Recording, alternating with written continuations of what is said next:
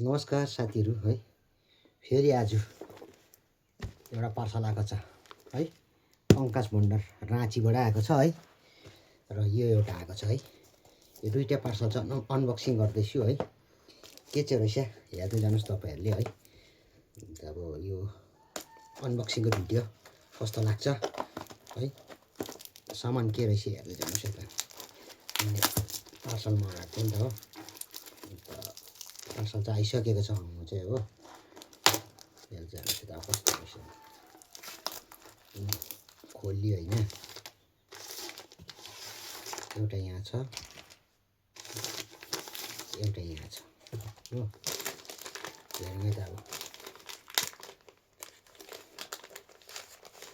कस्तो रहेछ सामान चाहिँ हेरौँ। जेन्युन सामान भनेको थियो ट्राभलिङको लागि टेलिस्कोप रड भनेको थियो है। अन्त बोक्नु अप्ठ्यारो भएर हेरौँ फाइबरमा है।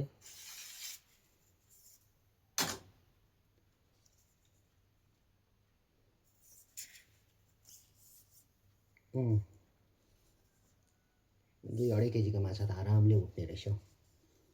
यो एउटा भयो है।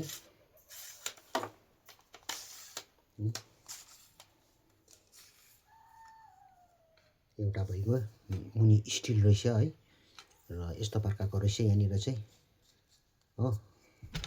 एउटा यहाँ छ सेम साइजको दुई पिस मगाएको नि त हो। सेम साइज दुई पिस हो। यसको चाहिँ मेन यो टुप्पो हेर्नुपर्छ क्या। यो छ नि पर्फेक्ट साइज आएछ। 8 फुटे दुईटा मगाएको थियो है। पर्फेक्ट साइज आएछ एकदम ठिक छ है। यो दुईटा रड भयो। यो ट्राभलहरु गर्नुको लागि चाहिँ क्या सजिलो हुन्छ। मेरो साथीले मगाइदेऊ न हौ भनेर मगाइदिएको थिएँ। अब एउटा 4000 सिरिजको व्हील मगाएको थिएँ हो। अस्ति चाहिँ 6000 को मगाएको थिएँ एउटा है। आज चाहिँ 4000 को सानसानो खोलातिर खेल्नु लागि क्या मगाएको थिएँ। हेरौँ न अब कस्तो आएछ रिल।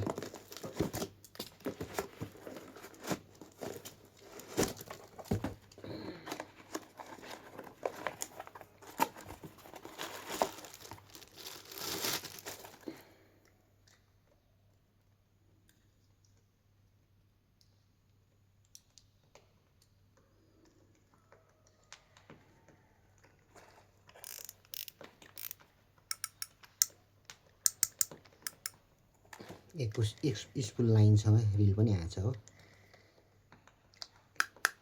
यो चाहिँ तर प्लास्टिक बडी 400 रुपियाँको त हो रिल। 400 रुपियाँको रिल यतिको ठिकै हो। यो सानसानो खोलातिर खेल्नु चाहिँ है। यो दुईटा रड र रिल चाहिँ पाइसकेको छु, मेरो हातमा आइसकेको छ। पंकजी ये भिडियो देख रहे हैं तो मिल गया सामान है।